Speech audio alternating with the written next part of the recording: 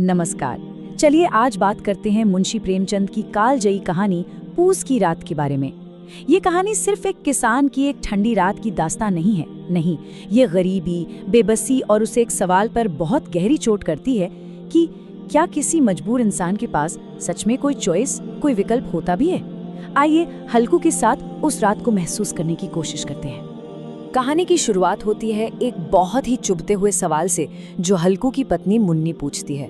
और ये सवाल सिर्फ हल्कू से नहीं है, ये सवाल है उस पूरे सिस्टम से जो उन्हें कभी न खत्म होने वाले कर्ज के बोझ में दबाए रखता है। तो कहानी का हीरो है हल्कू, एक गरीब किसान। और कहानी की शुरुआत में ही दरवाजे पर कौन आ जाता है? जमींदार सहना, अपने पैसे लेने। और बस यहीं से हल्कू का असली इम्तिहान शुरू हो जाता है। अब जरा हल्कू की हालत को समझिए। वो एक ऐसी मुश्किल में फंसा है जहां चुनना लगभग नामुमकिन है।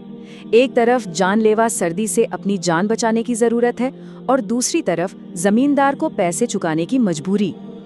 और ये कोई मामूली 3 रुपए नहीं थे। नहीं, ये वो पैसे थे जो हल्कू ने पाई पाई जोड़कर जमा किए थे। और क्यों? सिर्फ एक मकसद था कि पूस की उन बर्फीली रातों से बचने के लिए एक कंबल आ जाए। ये जो बात है ना, ये मुन्नी की हताशा को दिखाती है। वो हल्कू से कहती है, छोड़ दो ये खेती बाड़ी। उसके लिए ये किसानी अब बस बेइज्जती और कभी ना खत्म होने वाली मेहनत का दूसरा नाम बन गई है। इससे अच्छा तो मजदूरी कर लेना है। तो होता वही है जो होना था। पैसे चले जाते हैं जमींदार के पास और कंबल का सपना सपना ही रह जाता है। और अब कहानी हमें सीधा ले चलती है उस खेत में जहां हल्कू को अकेले ही उस रात का सामना करना है। जरा सोचिए, पूस की रात मतलब सर्दियों का पीक। चारों तरफ सन्नाटा, घना अंधेरा और एक ऐसी खामोशी जो ठंड को और भी भयानक बना दे। बस इसी माहौल में हल्कू अकेला है।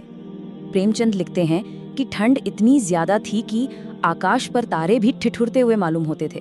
मतलब वो ठंड हर जगह है, हवा में, जमीन में, जिससे बच पाना नामुमकिन लग रहा है। और इस जानलेवा ठंड में हल्कू का साथी कौन है? बस उसका कुत्ता जबरा। और हालत ये है कि दोनों ठिठुर रहे हैं, एक पुरानी चादर में लिपटे हुए। नींद का तो सवाल ही पैदा नहीं होता।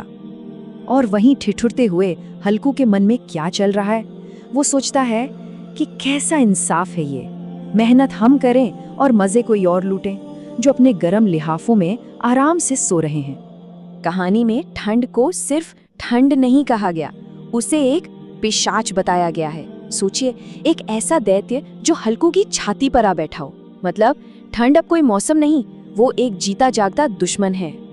लेकिन जब ठंड बर्दाश्त से बाहर हो जाती है तो हल्कू हार नहीं मानता। नहीं, वो कुछ करने का फैसला करता है। और ये जो वो करता है ना, ये उसे एक पल के लिए ही सही एक जीत का एहसास कराता है। तो हल्कू क्या करता है? वो पास के आम के बाग में जाता है, पत्तियों का एक बड़ा सा ढेर लगाता है और आग जला लेता है। और उस आग के सामने वो किसी विजेता की तरह बैठ जाता है। और जैसे ही आग की लपटें ऊपर उठती हैं, हल्कू को लगता है कि बस जीत गया मैं। उसे ऐसा महसूस होता है जैसे उसने ठंड की उस पूरी ताकत को अकेले ही हरा दिया हो। आग की उस गर्मी से हल्कू में एक नई जान आ जाती है। वो इतना खुश हो जाता है कि अपनी सारी चिंताएं भूलकर जबरा से कहता है, चल देखते हैं कौन इस अलाव को कूदकर पार करता है। ये एक छोटा सा पल है, पर इस पल में वो अपनी गरीबी, अपना कर्ज सब भूल जाता है।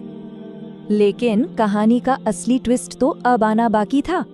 जिस आग ने हल्कू को ठंड से बचाया, वही आग अब उसकी बर्बादी का कारण बनने वाली थी।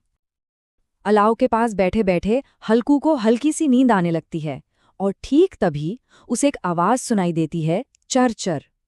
ये नीलगायों का झुंड था जो उसके खेत में घुसाया था और फसल चर रहा था।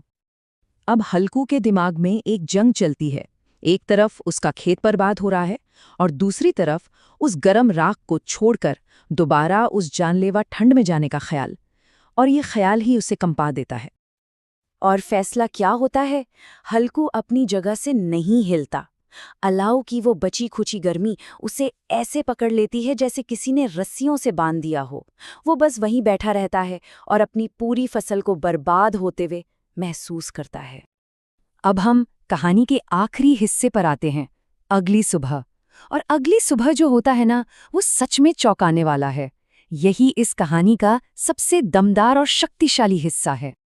सुबह जब मुन्नी खेत देखती है तो उसका चेहरा उतर जाता है। वो दुखी है, परेशान है। लेकिन हल्कू के चेहरे पर दुख का कोई नामो निशान नहीं है, बल्कि एक अजीब सा चैन है, एक सुकून है। और फिर हल्कू जो कहता है वो इस कहानी का सार है। वो कहता है, रात को ठंड में यहाँ सोना तो न पड़ेगा। मतलब उसके लिए फसल की बर्बादी एक ट्रेजेडी नहीं है, बल्कि उन सर्द रातों के जुल्म से आज़ादी है। तो सवाल यही उठता है कि क्या ये वाकई आज़ादी है? क्या हल्कू की ये जो जीत है, ये असल में उसकी सबसे बड़ी हार है? या फिर जब कोई सिस्टम में बुरी तरह फंसा हो, तो उसके लिए आज़ादी का मतलब शायद बस इतना ही होता है कि अगली रात ठंड में न सोना पड़े।